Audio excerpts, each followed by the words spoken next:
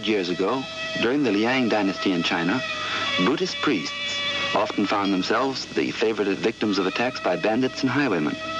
They responded in a rather unpriest-like fashion by creating a system of self-defense, which is to this day unequaled for its deadly effectiveness. Thus was born the vigorous art of karate, a form of self-defense in which no weapons of any sort are used. In fact, in Japanese, karate means empty-handed. Through practice and training, however, the hands become weapons in themselves, and such effective ones that no form of offensive attack can overpower them. The art of karate, as we know it now, was developed by the natives of Okinawa. Little or nothing is known of its history and development there, and it remained a mysterious art, more talked about than practiced in other parts of Asia, until 1922, when the Japanese Ministry of Education invited Kichin Funakoshi, an outstanding exponent of karate, to give an exhibition in Japan. The Japanese soon showed a keen interest in the development of this unusual art, and during the years this interest grew even stronger. At present, its popularity is increasing tremendously, to the extent that it is now finding its way into the Western world. 神前に礼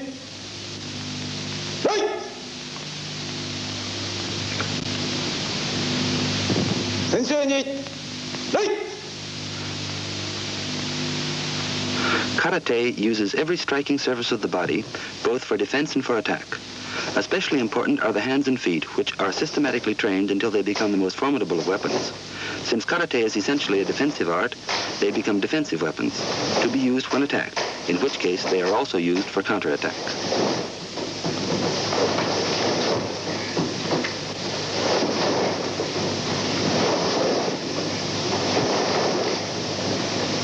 The various kinds of punches used in karate are the rising forward punch, the side sweeping punch, the hook punch, the inverted forward punch, the U-punch, and the double forward punch.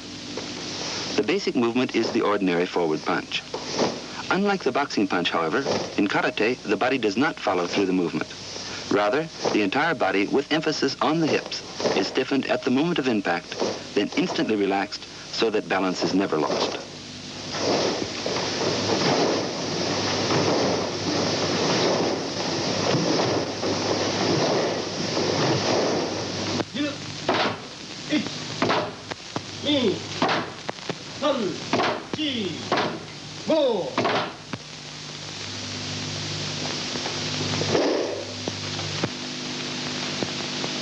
Just as important in karate as the punch is the kick.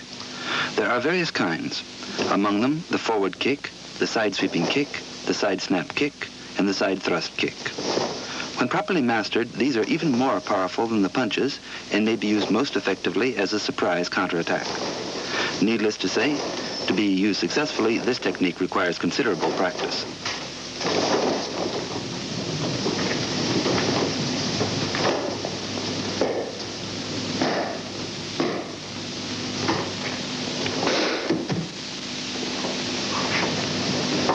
The basic principle of karate is that a strong defense is the best possible offense. In deflecting an assault, the block is executed in such a way that the most effective counterattack may be instantly used. Thus, in karate, the defender, paradoxically, is almost always assured of victory over the attacker. If the block is forcible enough, however, there is often no need for any further counterattack. In other cases, the opponent's attack is both anticipated and prevented by a suitable counterattack.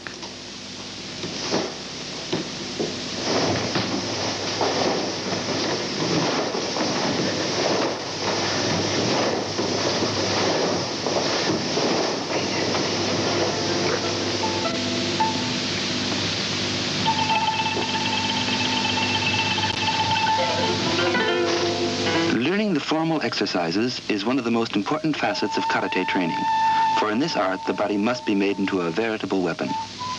These so-called kata, or sets of exercises, include all the various kinds of punching, kicking, and blocking, so that all kinds of imaginary attacks are successfully blocked and followed by effective counterattacks. There are more than 50 sets of such exercises, most of which were long ago developed by karate masters so that the students might practice by themselves. Some kata emphasize elaborate movements, while others specialize in speed.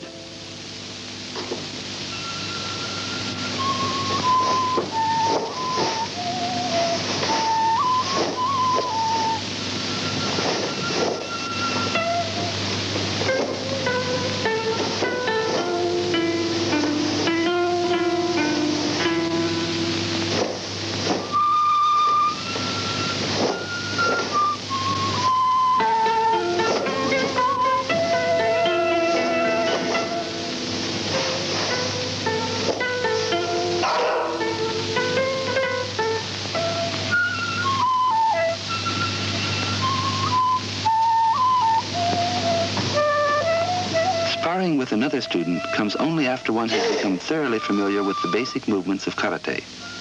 In these mock fights, the attacker is prearranged, and the defender is required to apply the block proper to the mode of attack, following with the counterattack.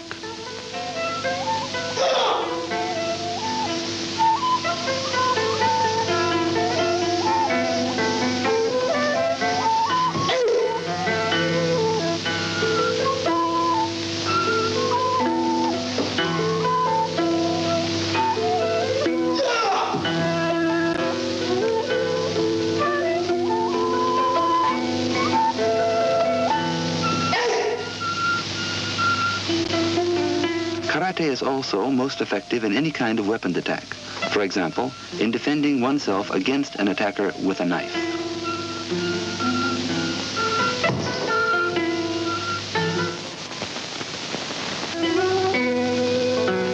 Boxing and karate share some common elements, but are actually quite different. In this earlier filmed comparison between the two, it will be noted that while agility and speed are most important in boxing, in karate it is the combination of various kinds of punches and kicks, plus speed and agility, which make the karate expert by far the more formidable opponent.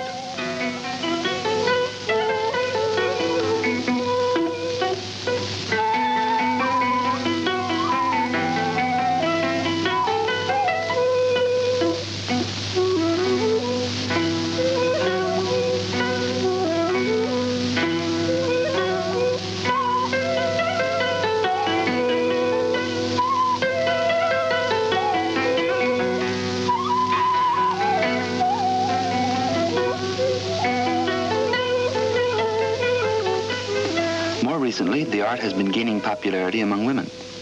Since brute strength is not required, and since karate is more an art than a sport, one may become adept by learning its fundamentals, by constant practice in muscular control and body coordination. Thus, even the most slightly built women may learn a very sure means of self-defense.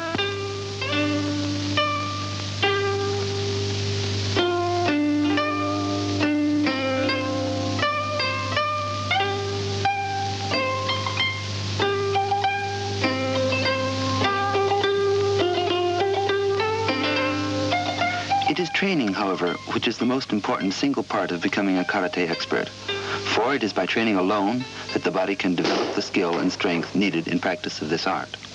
Thus, one of the tests of proficiency consists of breaking 3 one-inch boards with the fist or feet, or cracking 10 pieces of slate with one blow.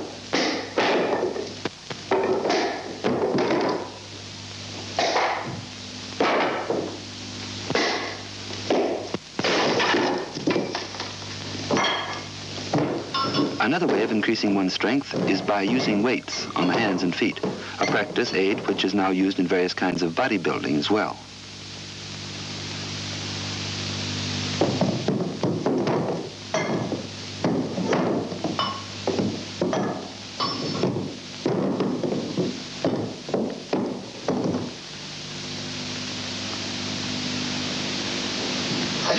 After mastering the fundamentals, the student is ready for freestyle practice.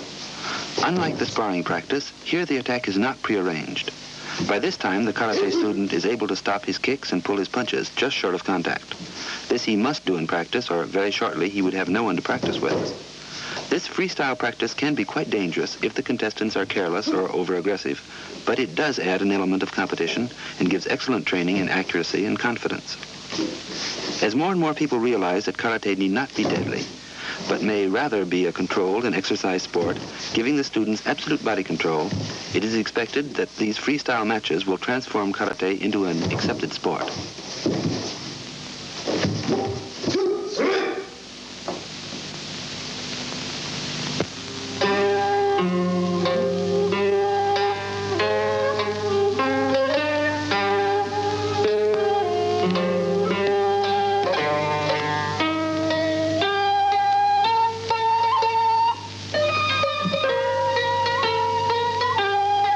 Karate, as a most effective scientific technique of self-defense, is gaining popularity not only in the specialized institutes teaching it, but also in offices, in homes, in the country, and in schools. It is also becoming a part of the regular training of the American Air Police stationed in Japan. There is every prospect that Karate will soon cease being a purely Japanese art and will gradually spread throughout all the countries of the world, becoming both a sport and a superb means of self-defense.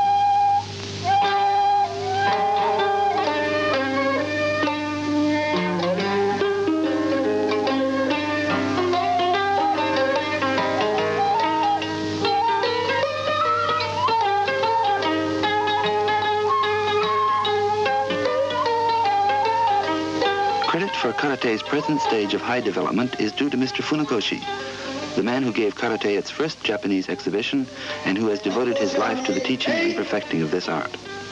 Formerly regarded as somewhat esoteric, its fundamentals were kept secret and were passed on from master to select students. Now it is on its way to becoming a worldwide art.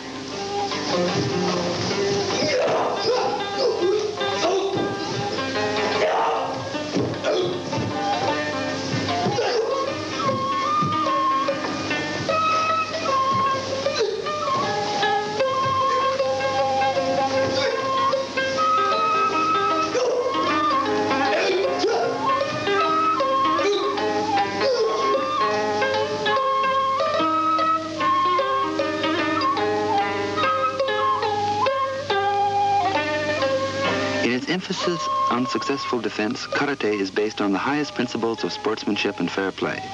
Its practice gives excellent all-round exercise and aids in muscular development. It also teaches poise and self-confidence. Because of its deep devotion to the principles of self-defense, Karate is obviously not a sport which will appeal to those who want to use it as an instrument of attack or who are merely interested in the amount of damage they may inflict through its use.